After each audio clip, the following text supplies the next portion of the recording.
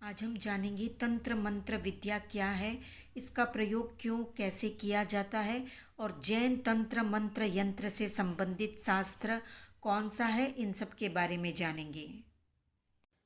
तंत्र मंत्र विद्या का एक प्रमुख विशिष्ट अंग है।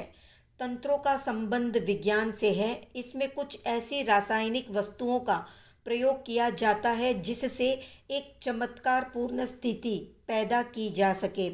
विशिष्ट शक्ति प्राप्त करने के लिए मंत्र यंत्र गर्भित विशिष्ट प्रयोगों का वैज्ञानिक संचयन तंत्र है।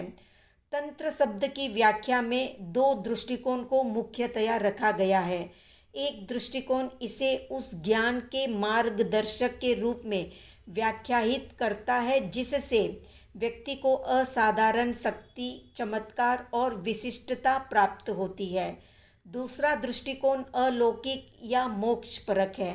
इसलिए तंत्र की चरम सिद्धि जन्म मरण के बंधन से मुक्त होकर जीव सतचित आनंदमय बन जाए, मोक्षगत हो जाए या सिद्धत्व को प्राप्त कर ले।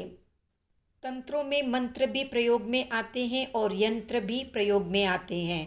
तंत्र में मंत्र का प्रयोग कभी कभी आवश्यक भी होता है क्योंकि उससे तंत्र की शक्ति दुगुनी हो जाती है। बाहरी दृष्टि में मंत्र तंत्र के द्वारा आकर्षण, मोहन, मारण, वशीकरण, सम्मोहन, उच्चाटन आदि किया जाता है।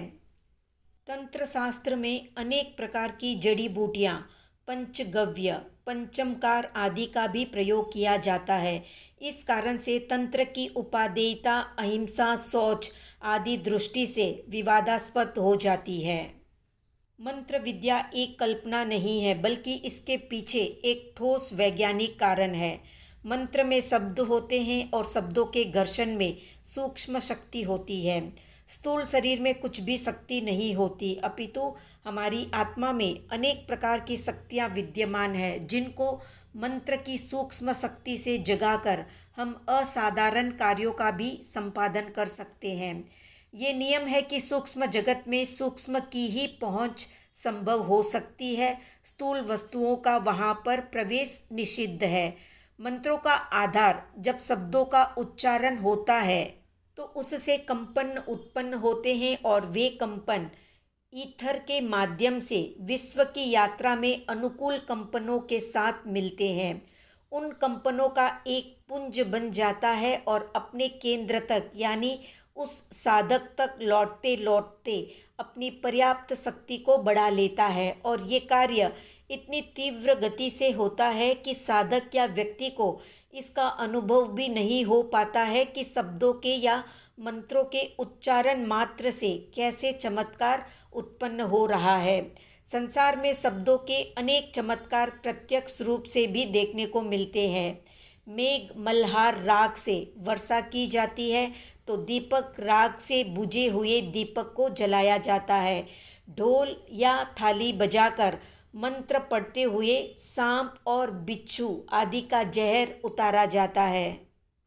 संगीत सुनाकर गाय और भैंस से अधिक दूध प्राप्त किया जाता है तो पेड़ पौधों की उत्पादन शक्ति को संगीत के द्वारा प्रभावित किया जाता है जिससे वे अधिक फल और फूल दे सके। राग और रागिनियों से गन्ना, धान और नारियल आदि की खेती भी प्रभावित होती है।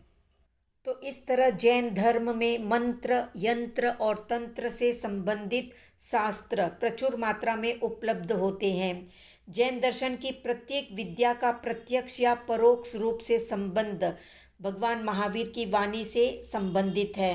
विद्यानुवाद पूर्व नामक पूर्व में मंत्र, यंत्र और तंत्र का विस्तार पूर्वक विश्लेषण प्राप्त होता है जिसके आधार पर वर्तमान में उपलब्ध मंत्र साहित्य निर्मित है। तो ये थी तंत्र से संबंधित संक्षिप्त जानकारी। आज का प्रश्न है, कितने लोगों ने अप्सरा सिद्धि साधना के बारे में सुना है? कमेंट में बताएं। वीडियो पसंद आया तो लाइक, शेयर, सब्सक्राइब करें।